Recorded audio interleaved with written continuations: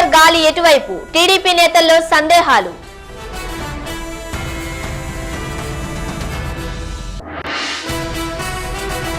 నగరంలో రెచ్చిపోతున్న water mafia, పొడమి తల్లికి కేటుగాళ్ల తూట్లు.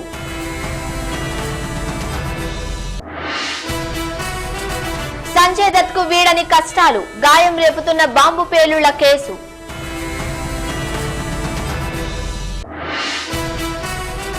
రాజధానిలో నీలి చిత్రాల జోరు, పోలీసుల అదుపులో మైనర్ బాలికలు.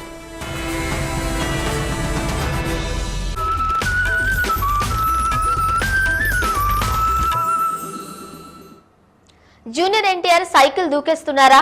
ఫ్యాన్ గాలిలో సేద తీరాలనుకుంటున్నారా? కొడాలి నాని బాటలో జగన్ బాట పడుతున్నారా?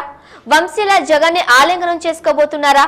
వైఎస్ఆర్ కాంగ్రెస్ పార్టీ తన ఫోటోలు ముద్రిస్తున్నా ఎందుకు మౌనంగా ఉన్నారు? ఫ్లెక్సీ ఎపిసోడ్ ను ఎందుకు ఖండించలేదు? అసలు బాద్షా ఫ్యూచర్ ప్లాన్ ఏంటి?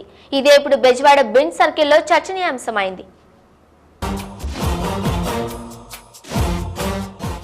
సైకిల్ మీదొచ్చి సంచలనాలు సృష్టించిన చరిత్ర మర్చిపోయారా?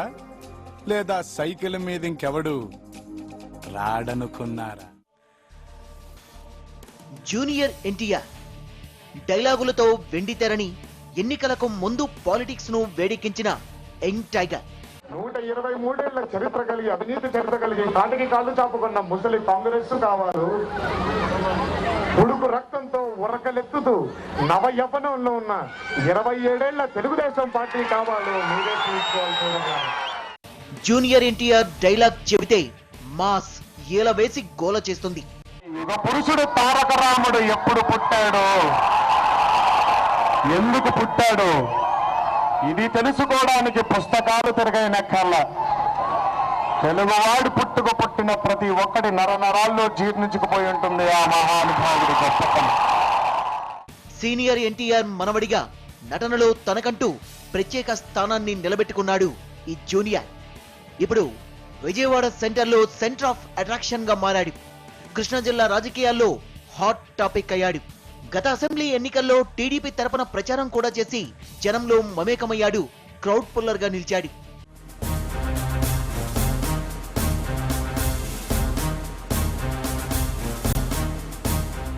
తర్వాత ఏమైందో ఏమో కానీ టీడీపీ రాజకీయాలకు దూరంగా ఉంటున్నాడు. ఇదే సమయంలో అతని అనుచరులు, మిత్రులు వైఎస్ఆర్ కాంగ్రెస్ పార్టీలో చేరారు.